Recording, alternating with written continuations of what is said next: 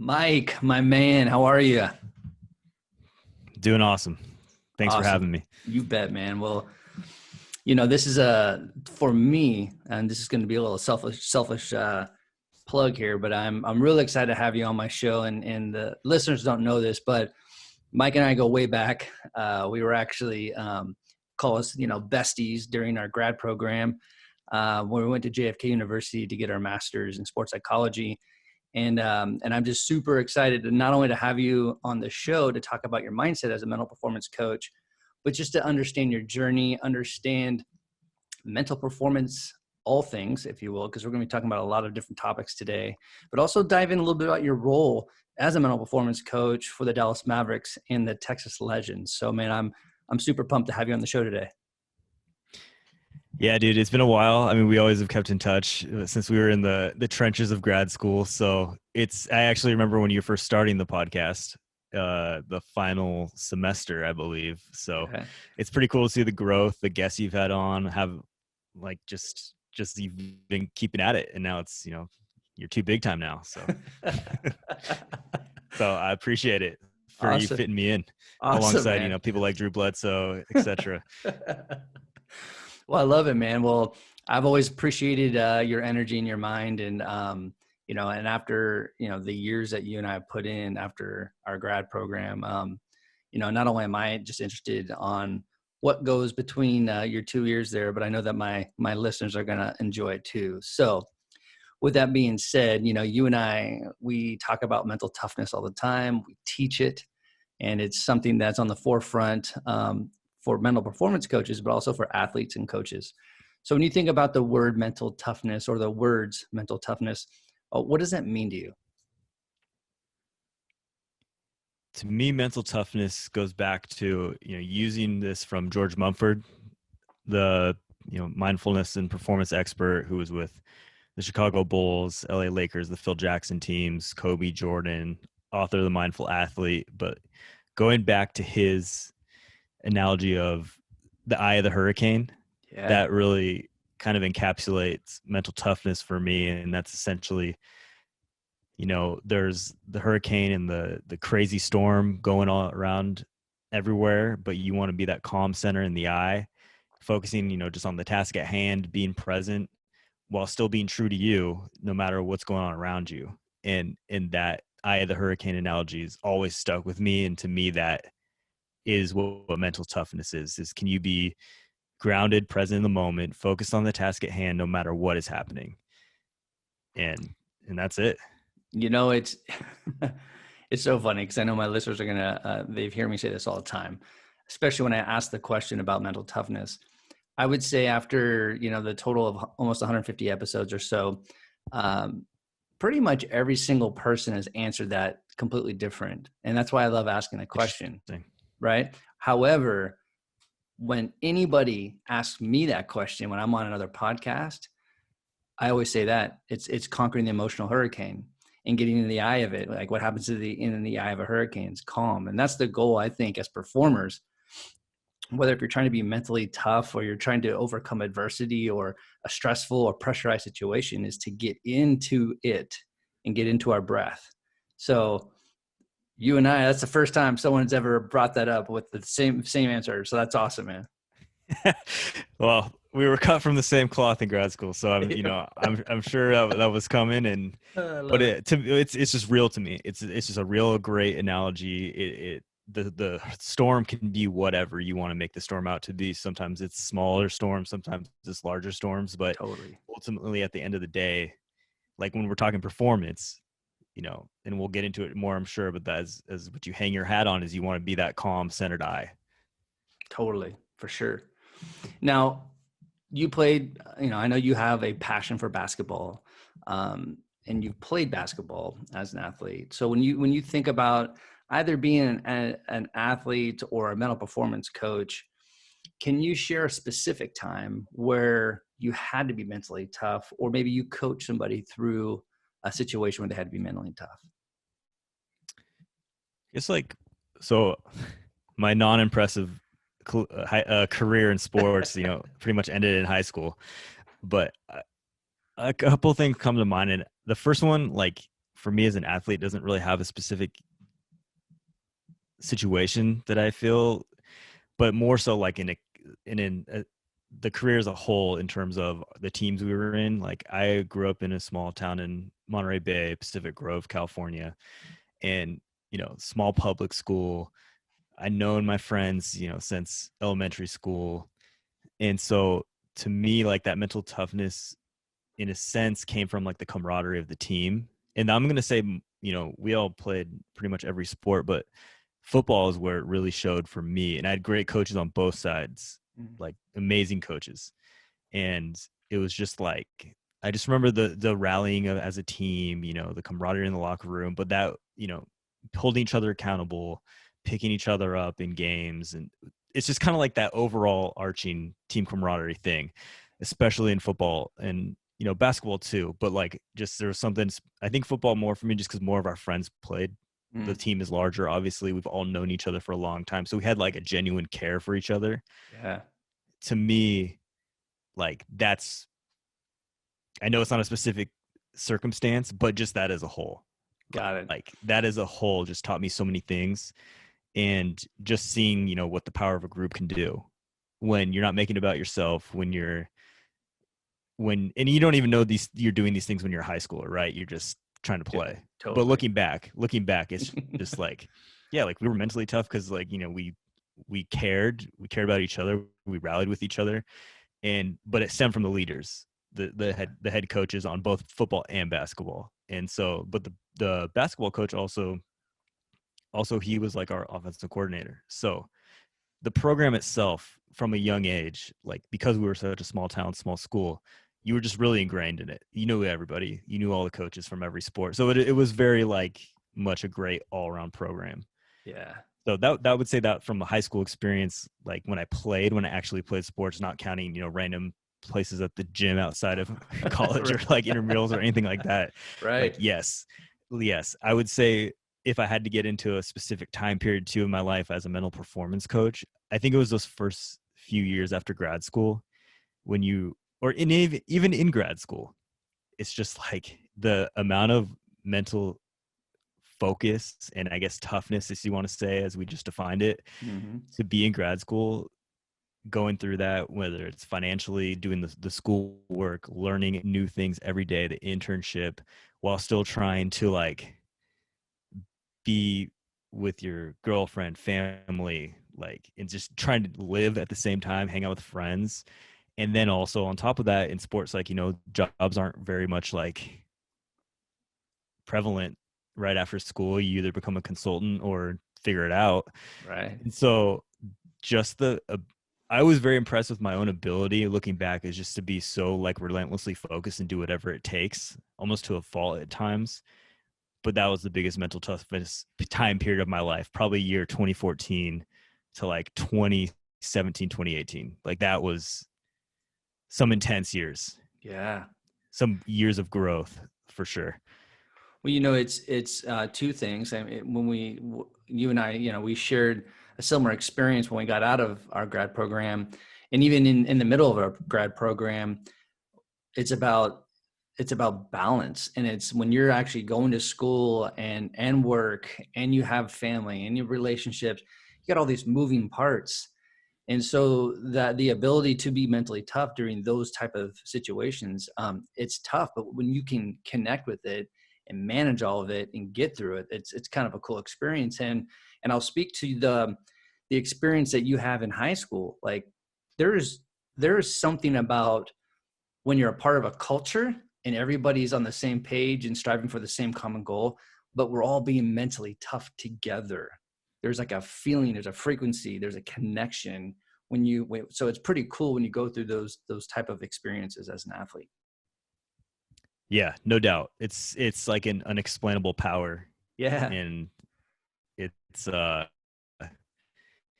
definitely like, you realize how hard that is to create too, after being around multiple teams and sports and Right. and like that's like something I guess when I'm in high school you think everyone has it, but like looking back I was like, yeah, that was a cool moment. I'm thankful for it. Totally. Big time. Now let's go back to kind of your passion for being a mental performance coach. Like what was Mm-hmm. What was the motivation, or what was that time where what was the motivation to be a mental performance coach, and what made you make that decision? So some backstory, because it is like a layered thing, but I mean, when I was in regular 4-year college, and I always wanted to work in sports, right? That seems to be like the general path when most people become mental performance coaches. It starts with like, I want to work in sports. So okay, I tried out doing sports radio in college. We had some great classes doing like media. I did some like writing for the school newspaper, just random little things, writing articles, interviewing people, like the typical sports media. But it was good, but it never really like clicked, right?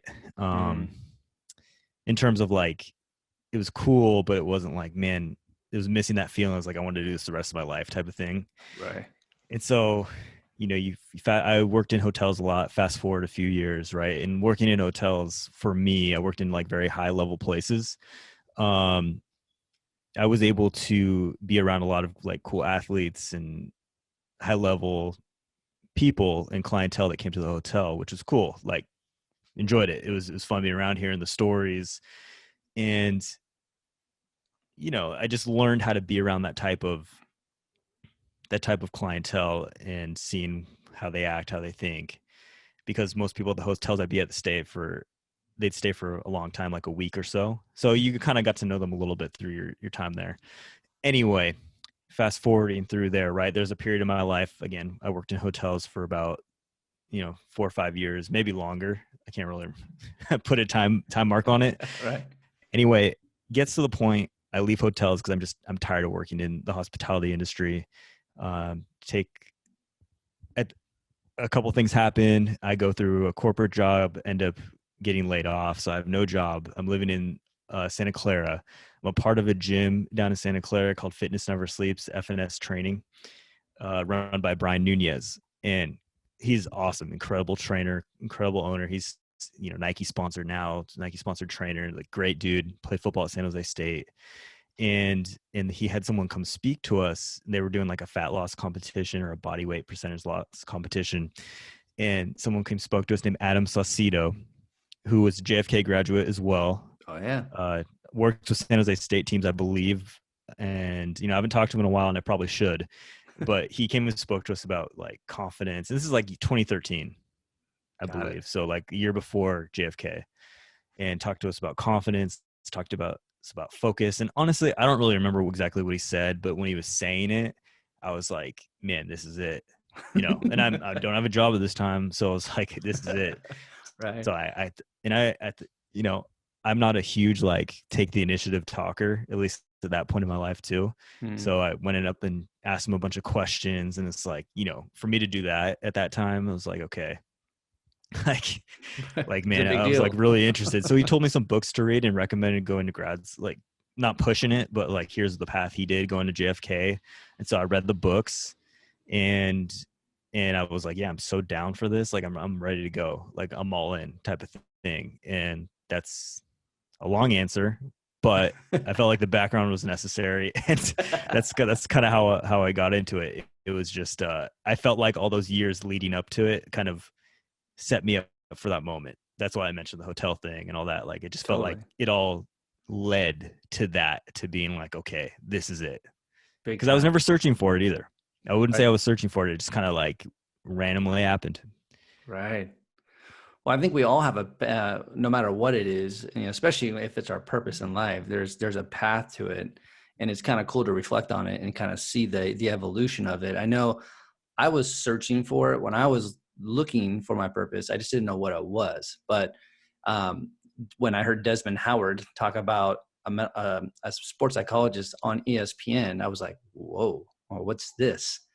Hmm. And then as I started to learn about it and research it, I was like, yeah, this is it. And then when I got into the grad program and started talking to you, and then you introduced me to Graham Betchart, and I saw Graham do his thing, I was like, that's how I want to do it. So it was like Yeah. this like cool evolution of things on my end. So it's kind of cool that you reflect on it, and you can kind of see the path that you've taken. Yeah. And it's, like standing on the shoulders of giants. I've heard that phrase before, and that's kind of how I feel like it went. You know, just get influenced by other people. You put yourself around also like great people too. Like if I didn't go to that gym session that day, I mean, who knows? Totally. In terms of like, it was a voluntary thing. I almost didn't go. It was just kind Mm, of like a kickoff event type of thing. totally. And I was like, we'll just check it out. And then here we are. Here we are. Well, you talked earlier about, when you get out of a grad program, for the most part, I would say in most fields, but especially in sports psychology, you get out of your grad program and it's kind of hard to get a job. So what advice would you give a grad student right now that just graduated from a sports psych department or, program? And what would you do differently when you got done with your grad program? Okay. So I think there's a few parts to this. Like Right. first, like when you're in school, right? Look, you want to be focused on your schoolwork and making sure you understand things to do a good job. But the second piece of that is, and this again is my experience. And I'm not saying this is right or wrong, but like, so whatever I say, take it in that lens, right? Right. There's no right way, there's no wrong way.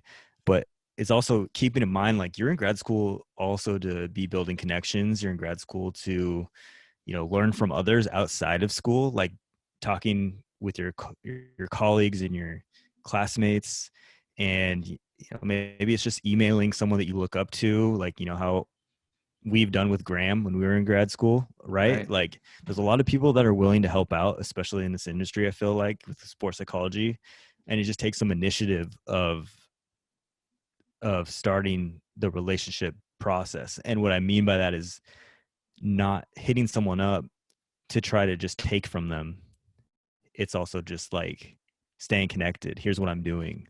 Right. Is there anything I can help you out with? Or maybe just taking the next step of like seeing what their work is like and maybe, hey, can I help you out in this area? And maybe they'll say no, they don't need help or they don't want it. But I mean, you just stay in touch, you stay in contact and Yeah. doing it from a genuine space too, not doing from a space of like, I'm just trying to get a job. That's not going to work. Right. Like everyone I talked to was never the intention to get a job. It was the intention was to learn Mm, and learn from others because I was like, I want to be good at what I do. I need to, learn from other people that are great at what they do. It's just the natural process of learning and acquiring knowledge. The right. other thing I'll say with that is that takes though, grad school so demanding, like it takes you also almost scheduling it in of I can't get so caught up on writing these discussion posts and trying to get a good grade and sucking all my time with that.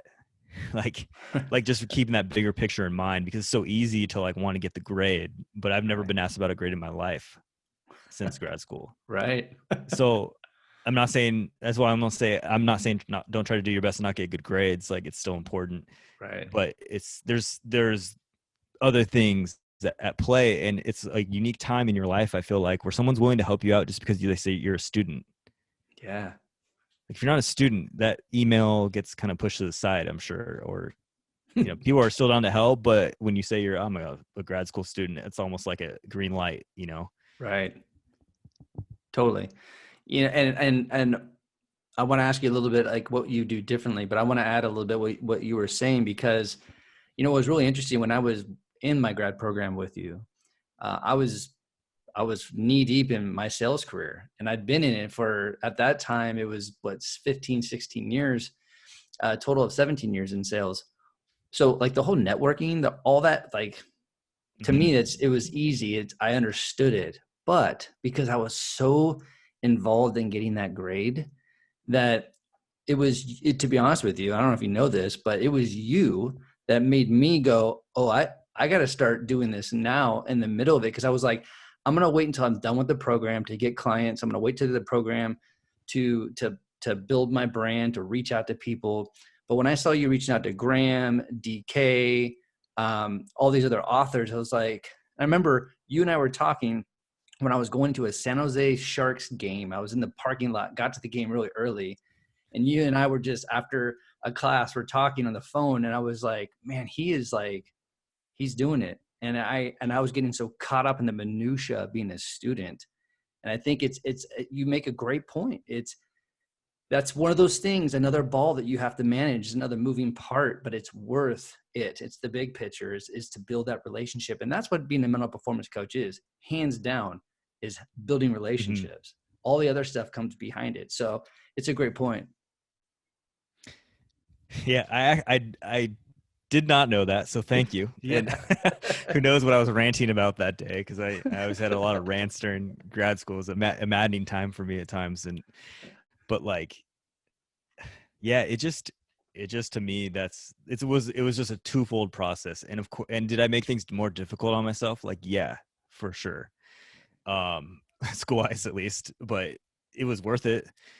Looking back, like it was definitely worth it, and I think also it's just like it's just that little extra effort, like also starting another thing I would say, which I actually wish I did more of, but JFK did a good job with setting up our internships, so we had 4 real Oh, life internships in that big time. last year. But also like just starting with where you're at is like just even honing the skill of speaking or going to talk to a team for 5-10 minutes for free, and doing that because everything I did was for free in grad school, and even like a year after, like there was a Yeah. lot of free, but also like that's just the path I chose to take. But doing that to like hone my skills, a lot of just like going up to meet people to talk. Like I lived in Monterey, and I drove up 2 hours to like talk with DK one day, to talk to him for like 30 minutes. That path, we go down that path later, but like it's just that putting that little extra effort in. That was, but what Graham Betchart told me when I met him that first quarter really stuck with me, is like defining to be all in to be successful at that, like, and being all in what that really means. And that's just how I took it, as all in was, a lot of people like to talk about being all in, but you have to be about it in those moments, Yeah. when not being, I don't want to drive 2 hours to do this or that. It just depends on what you value and what you want to do and defining that. But to me, all in was like, yeah, I'm literally All like in. like whatever opportunity comes up, I'm going to just try to take advantage of it while I'm a student and paying all this money. And Totally. Totally. get like that's what all in was for me.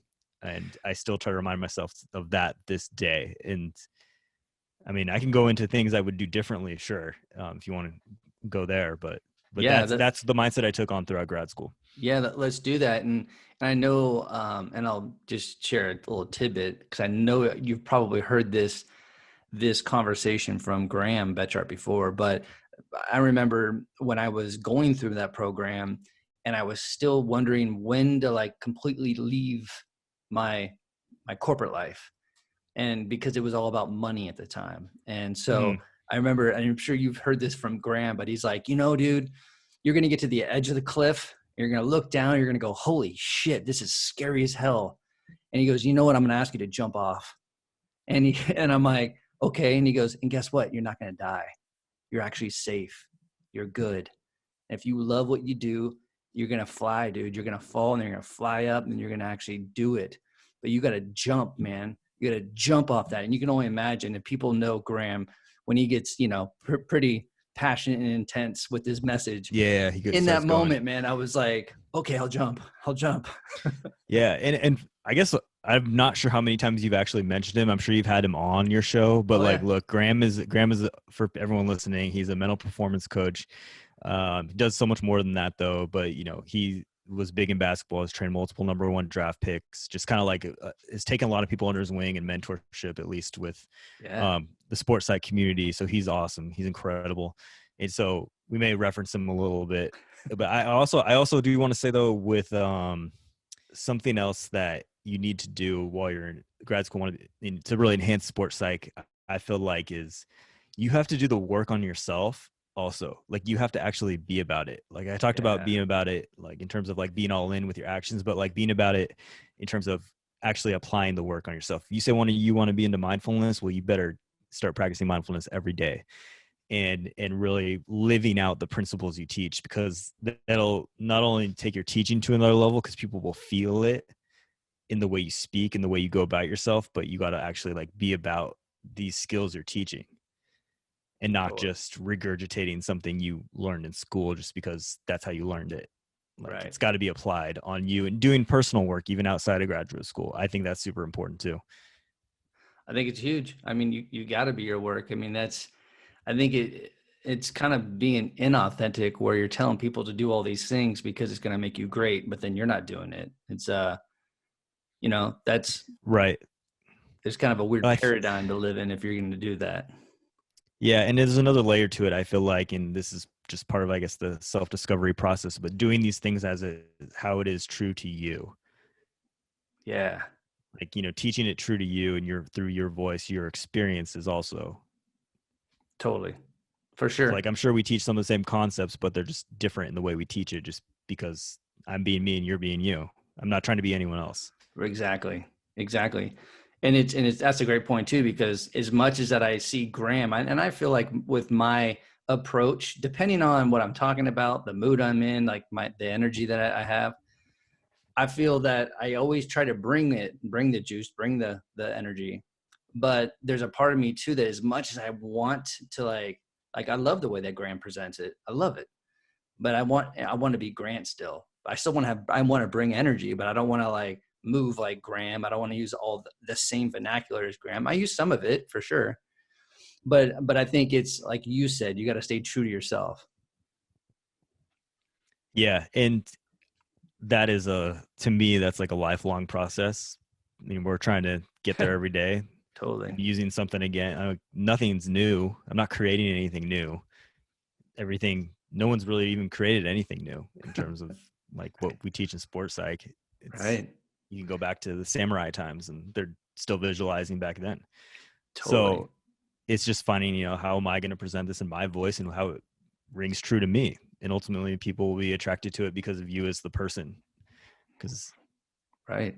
not to discredit our work, but I can look up on YouTube how to do certain things. Like, Big time. yeah. Yeah, it's all with that energy, and it's all the being authentic and how you deliver it. I mean, like you said, like you think of like um, visualization and meditation and mantras. I mean, those are thousands and thousands of years old, those techniques. And so we're all going out there but we're putting our own energy, our own stamp on it, which I think is, to be honest with you, Mm-hmm. what's fun about our job is that, Mm-hmm. yes, everyone's kind of teaching the same stuff, but we actually get to become artists. We get to actually get creative with the way we do it, acronyms, using different kinds of stories to kind of connect the lessons. That's, to me, that becomes like the fun part of the job. One of the fun Yeah, no, I definitely, I've had this conversation with a lot of people as like this job is twofold in the sense of like, we are, I frame myself as a coach. I know you frame yourself as a coach, right? Yeah, totally. And that's just the way I want to frame myself. And that's even the title, mental performance coach, is what my title is with the Mavs and Legends. But also, like, this is art. Like, to me, it is an art. I don't know when the creation process is going to strike. I literally have no idea. Sometimes it's like 6 a.m. Sometimes it's 2 p.m. I might wake up with an idea or something like, oh, a cool video I can make to maybe this will resonate. How can I repurpose like something for the team, that might hit with the young guys? Yeah. Because me talking is not going to be very effective. Like, just me talking, you got to be creative in your approach and have it toe that line to where the guys well enough, the team well enough, or the people you work with well enough where it's going to hit with them. They won't think it's corny, maybe a little bit, but still gets the point across. Like, that's where I feel like the deep work, the art comes in, is whether it's through podcast writing, content creation. Like, we Yeah. are kind of like essentially media companies at the same time too, in a sense, in terms of how you want to deliver the goods. Everything's Exactly. media now. Like, this podcast is media. So Totally. it's just definitely like looking at it from a point of view too, as we are so much more than just coaches, but it's like, yeah, it's an artist. Yeah, There's a lot of man. great books. Steal Like an Artist. Like, that's To- another great book Austin Kleon wrote. And just to get you fresh ideas, like, you don't have to always create original stuff. Like, just make it your own. Big time. Big time. And you know what? I will say this, when you were talking about going back a little bit about networking and bringing something to give. There's a great book that's called The Go Giver, not the Go Getter, but the Go Giver. And it's all about networking, but how you give. It's not about getting anything back, but just giving. The more you give, the universe will take care of you and it will come back. But it's a cool book. And it actually was really cool for me when I started running my business, because my whole life was about networking was, what can you give me, man? What can you give me? How can you position Right. me? So that's actually it's a huge lesson when you're going out there and trying to promote yourself, is just to be mindful of, what can I do for you? That's it. What can I do for you? Right. Yeah. Giving with no intention of anything in return. Yeah. And, the irony of it is it always comes back. Yeah, And it may not be right away, but, the more people you help out, word of mouth is a powerful thing. totally. Also, Totally. and but it's also, it's like, how do you just want to be? How do you want to live? Those are all big things. And I do want to say, as I continue to dictate this podcast, I love it. I I love do it. want to say also, going back to what I was saying about being all in with grad school, there was definitely like aside like things we wish we could have done differently. Yeah. Honestly, from the grad school perspective, from just the work, I don't think there is anything I would have done differently. I really don't. I think I did it the way I wanted to do it, and it worked out great for me. But I will say the other side, and this is kind of like the dark side of it, and I wish I was more aware, but I was so hyper focused, like, my friendships back home, and even just the people that I grew up with, like that stuff, that part of my life suffered a little bit. And now, we're good now. But at the time, I wish I just had a little more fun. Yeah. Didn't take it as in terms of, had more fun with my friends while I was in grad school, because, I could dictate my hours and whatever I wanted to work on whenever. But Right. being a little less like intense about that, and just, having some more, just hanging out at a friend's house more, and in and just enjoying things a little bit more overall. Yeah. Whether that's relationship wise, friendship wise, like just life itself. Because I was definitely heads down doing what I needed to do, and Right. it felt right at the time. But looking back, it was just like, I do wish I did more of the social scene for sure. Well, you and we talk about, I know this, we're big into teaching people and ourselves to tap into our joy. And for me, it's like the most beautiful emotion out of all of them that I tap into.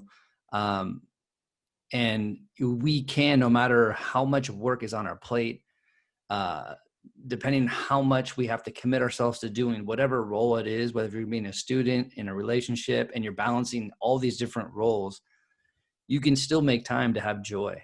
You can still be joyful with people and not be so heads down. Now, I was the same way too. I had a full-time job and I just got married, and so my friends didn't see me for 2 years. And I was okay with it, but I didn't realize that I could actually have the opportunity to have the friendships, because Mm-hmm. I was out of school for 17 years. I went back to school when I was 40. So I was trying to like find the rhythm of like, how am I going to do this again? So a little bit different dynamic that I was dealing with, but I didn't realize that I could have more joy out of what I was doing. Yeah, it's so, at the time it felt hard to Yeah. really like put into perspective, because it was just such a beast. And even for me, like, I'm sure for you, going into grad school, one of the first things I was told before I was even accepted is like, oh, there's not really jobs in this industry. So like that already kind of set the tone off the start, to like from the jump, like. Yeah. So yeah, looking back, that's what I would recommend for others. And I can't tell you how your life is, the way your life is, and how it's structured and whatever's going on, but that's what I wish I would have done more. Got it. Got it. Well, now that you got your grad program, and now you're living the life, man. You're having an awesome career. You're working for the Dallas Mavericks, also the Texas Legends, which is the G League team for the Mavericks. But when you think about all the hard work that you've done to get to this point, when you think about the most rewarding part of your job, what is that, and what's the most challenging part of it? The most rewarding part of my job is when we have fun together as a team, like, hands down. And maybe that stems from like the high school experience, Mm, but to me, and I have a story around this. So I travel with the G League team. That's my travel responsibility. When that season starts, I roll with the G League. We go up to Frisco, Texas, and we have our practice facility there. We play our games there, and I'm with the Mavericks every other moment, like, draft and beginning of the season, end of season. But when the Legends season starts, that's the squad I roll with. and so obviously the travel isn't as glamorous, and we're taking commercial flights, early morning flights, and so we have a game just up in Sioux Falls, I believe it's in South Dakota. They just tell me where to go and I show up for the flight time. But anyway, so we fly over, and there's a snowstorm, and we're in this snowstorm, and the plane, we usually fly right into Sioux Falls, and the plane has to be redirected to Minnesota. So we're like, okay, like go to Minnesota, and we're going to take a bus. This is essentially the same time. Like the bus is going to be like a 2-hour bus ride, which is what the flight time should have been.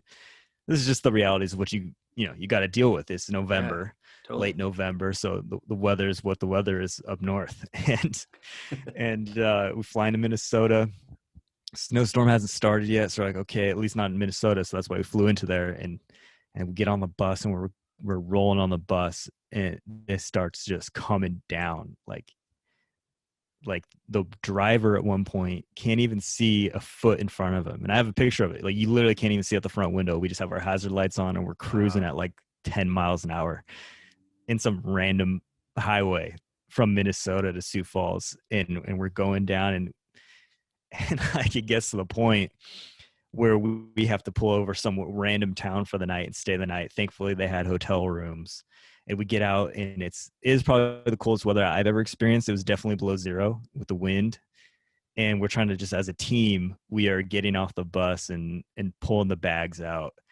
And it's so cold. We're just trying to throw everything into this hotel room. The bus is literally like frozen over in some parts. Wow. And it just looks like there's ice everywhere. And, our players, I mean, it was fun because we're all just kind of in a sick way. It's kind of fun. We're all in this together. And the players are just living it up in the back of the bus. Someone brought like a portable like PlayStation or Xbox system that they're able to play like on a portable level. Yeah. So it's like a suitcase that opens up with the TV. It's pretty. So I mean, they're entertained by the NBA 2K and all that. Right. And anyway, get to this hotel, spend the night.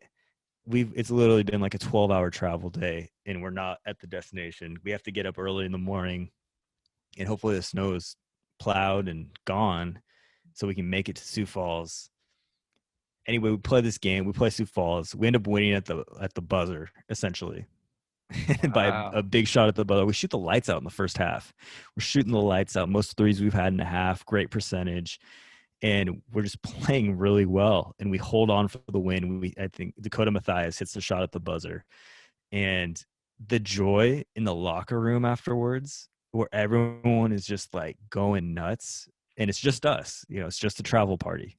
It's just the players, a few staff members. Yeah. It's not like there's 50 people or anything. There's like max 17 of us, 20.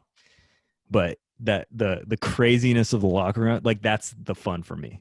Wow. Then in a long story, that is the fun for me. It's just like everyone going nuts. Like we rallied, everything kind of stacked against us. Or you can take on that mindset. Snowstorm,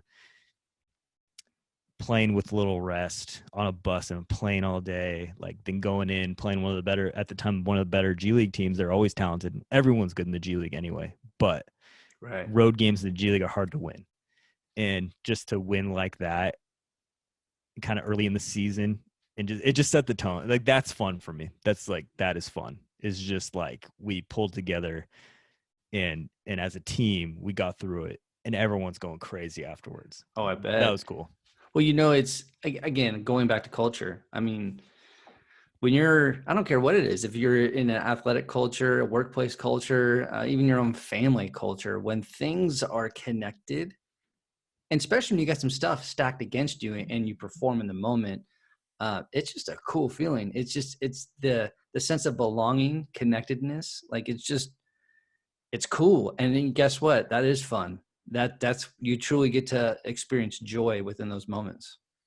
Yeah, and it's also cool because I felt like with that team, and this is credit to the players, like genuinely good people, which it always starts with, our head coach. Our head coach is great, and starts with getting the right people in the building. But like the players, like they made it so easy on us last year, and there's a few moments like that, but the whole season was honestly so enjoyable. Is they just like had this genuineness about them. Like it's hard to describe, but like the moments like that where the excitement wasn't manufactured either. It wasn't just like, oh, we won a game. At least to Right. me, it felt like, like we did it as like together as a team, the players themselves, like just so many times they stepped up at the end of the year. Like it was cool. It was just very cool. So that's just like rewarding to me, knowing those characteristics like are already in the guys. And Yeah. What about it's like the awesome. most challenging part of your role? I think the most challenging part coming in from, I guess, like a consultant level and coming out of school, like you're taught sessions, and which is super important, like how to structure it, and you're taught these things you teach, like, but when it comes to a team, it's figuring out like your role and place on a team. Like, dude, not everyone's going to want to sit down and talk to you. Right. Like the majority are not. And if they're talking, they're for sure not talking to you for 50 minutes. Right. That's for sure. Unless you have a great relationship off the bat, and it's not always just being taught sports psych. So Right. like the challenge becomes kind of what we were talking about earlier, is being like the artist with it. The challenge becomes like, okay, first of all, what is my role on this team? How does the coach want to use me, the GM, or like how are you being used? One. And how do you want to be? Are they giving you the freedom to do what you want to do? Like I'm thankful for the Mavs and the Legends. They let me kind of do whatever I need to do and want to do. So thankful for that. It's like I can't imagine not having that autonomy. Yeah. And but really the challenge is like, here's a funny story. Like when I first started, DK Don Kalkstein, who hired me, he said for the first 6 months with the Mavs, I don't want you to teach anyone anything, just get to know people. So Wow. like Relationships, man. imagine that. It just imagine that though, like there's power in that in so many levels. Like you go from learning and teaching your whole time in grad school, so it's hard to turn that off, Yeah. to then like, okay, I gotta like build relationships, but you can't like force that. So Totally. anyway, it's just a whole different it's a whole different dance you got to do. Yeah. And it's challenging in the sense of like, I think the challenge for me, and is you just want to feel part of the team too. Like you want to feel like you're contributing, part of the squad, like in more ways than one, because you just, for me, I just want to help out. So, but also like I understand my role. I don't travel with the Mavericks, and at least with us, like the traveling, when you travel, that's like family, Yeah. that's like your crew. So, but just using the Legends, because that's my main experience, right? Yeah. It's finding it's still finding your role, even though it's a smaller staff. It's finding how you're going to deliver things to certain people, how you're going to structure it within the structure of the team already, and then figuring out what works, because there's no guarantee whatever you're doing is going to work. Like sometimes these, of course, through time you're around, so there's so much you build relationships, and that's the goal. That is the goal, is to build the Yeah. relationships, to build the trust, because no one's going to care what you have to say if they don't trust you. And I definitely could have done a better job my first year, and still have some good relationships out of that team. But I know, like, also not being hard on yourself, like taking nothing personal. People are Yeah. coming in with good days, bad days. It's just like it becomes like a workplace still too. You're seeing everyone every day, and there's other stuff going on in other people's lives. So it's just finding that way of how you, like, finding your voice, essentially, in the short answer. The Yeah. challenge is finding your voice within the team, because what your voice was once before isn't always going to work how it is with the team, or those certain set of individuals. Mm. And the G League, it's almost a different roster every year, so it's a new So you're constantly challenge every year. learning new personalities, new dynamics. Yeah, and before you even get to mental skills, like true, like, self-talk or strategies, yes, the relationships, but then it's also like helping people get in a good space before the game. And that's not just players, that's staff, that's all Yeah. around. Totally. And it's also just learning how to operate in that environment. Like there's just so much, like there's so many, I feel like there's a lot of challenges and a lot of things you just can't really prepare for. There's going to be things thrown at you on the spot at any time, any Right. road trip. Like, and honestly, someone who's really helped me out with that is Eric Snow, and Coach Snow. Eric Snow was a point guard with Cleveland, Philly, most notably, like I playing alongside Iverson. He's played alongside LeBron. But Eric Snow, huge, huge, huge, huge for my Awesome. career. in terms of just showing the way, like, little things. How are people supposed to act on the bench, coaches and players? It's just all of that, like just all the little nuances, the little details, how to communicate certain things within the structure of a team. And not saying I didn't know that ahead of time, but just like having his guidance, especially from a former, very respected player, huge. Like, I cannot thank him enough for that. And other staff members too. I don't want to like leave people out, but like just Eric Snow really stands out for me because he kind of like took me under his wing, I felt like, and he's always open and willing to talk through things, and he does the same with the players. He's incredible. That's awesome. Yeah. Mentorship is huge, and even because you play basketball and you coach basketball and you get Mm-hmm. the game, but it's sometimes just having somebody as your mentor to revisit maybe some of the basics or look at something a little bit differently, or he says a different term and it just connects. And that's the beautiful thing about mentorship. And we can talk about the mentors that we have in our lives that are very impactful. But with just due to time, I want to make sure I have a couple more questions here to pick your brain a little bit. You and I talked about before, we've talked about how in the field of sports psychology, we as mental performance coaches, sports psychologists, PhDs, we all support each other. We all like go on social media, whether if we're gonna hype each other up, we support a post, we push somebody's book out, support somebody's podcast. There's a lot of good love in the field. Why do you think? Now, again, this is a general statement. Why do you think that you don't hear too much of the athletes promoting their mental performance coach or their sports psychologist? Because, I mean, there's some that do it. Like Russell Wilson does it all day long. He promotes Trevor Moawad all the time. But why do you think, from your perspective, why do you think there's not as much of that promotion going on? I think possibly it could be just sometimes, especially athletes at that level, like taking a professional level, sometimes stuff comes up that's just very personal and it's not even really related to performance, but it is technically, but it can be some more personal stuff. And so maybe just not talking about it doesn't raise questions. And it's like our big thing is confidentiality. And so also maybe just that in general just kind of sets the tone for the publicness of it. And of course you're going to get some certain guys that are all in, down for it, and willing to talk and promote it. But I think it can be that. I think it can be kind of just not wanting to open up that conversation, because I still think there's like, from a media perspective, like I've even seen headlines with, sports shrink and stuff like that. And it's just like, until the education also from our side, from the sports psych side, gets better, because I still feel like the education out there, what we do exactly, isn't very strong always, and not a lot of people fully still grasp that. I think that's another piece, is even though like when the players work with us, they have eventual understanding this is what we do, especially when they're talking to us regularly. But in terms of that message, I think us as a whole, we can do better in terms of the general media and how it's looked at from the outside. Yeah. So I think it's like a layered thing. Right.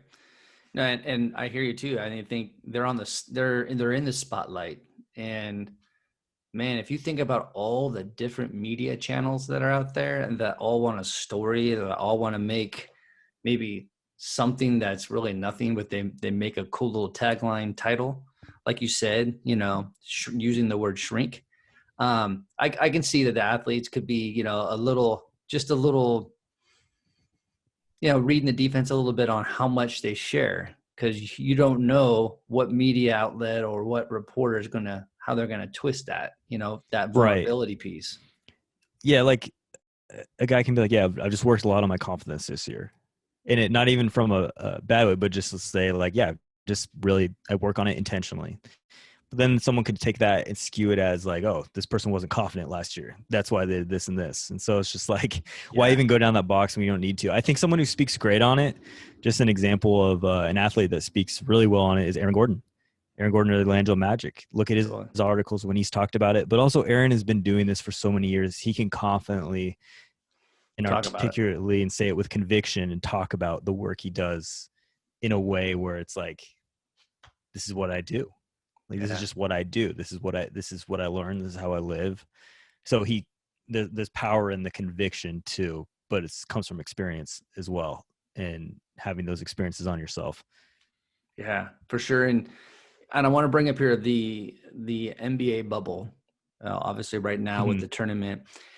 Just from your perspective, do you think, I know the NBA and I know all of the leagues out there, they're doing a really good job of trying to make for actually the audience and also for the players in an environment to compete in. And they're doing the best they can. But when you think about the NBA bubble, do you think from a mental game perspective, you can throw mental health in there as well, but do you think that the mental game is being more challenged being in the bubble or not? It's tough for me to answer just because I'm not there.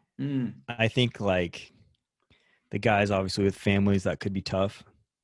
I can just say from my own experience, the closest I've come to that is when we go to Vegas for summer league and you're in a hotel for up to 10 days, maybe if you keep winning a little bit longer. And these are nice hotel rooms, don't get me wrong, but eventually it's just like, all right, I'm ready to get out of here. Got it. and so I'm sure there's a little bit of that at times. And, I'm sure coaching staffs are hopefully being creative. And like, you look at the Mavs, let's just take the Mavs just from what I see on social media, playing pickleball, they're in the pool playing pool volleyball, golfing, swimming. I mean, just do what you do to try to stay together as a team and get through it together. And I guess you can rally around that. But just from me not being there, I'm not really sure. But I would think there's some, especially the more veteran guys that have families and kids. I'm sure that's tough. Yeah, no, I agree. Now, one of my favorite questions to close up here, it's around reflection. So when you think about your whole career as an athlete, as a mental performance coach, what do you think you've learned the most about yourself? Going deep on you, bud. Give me a second to think about this.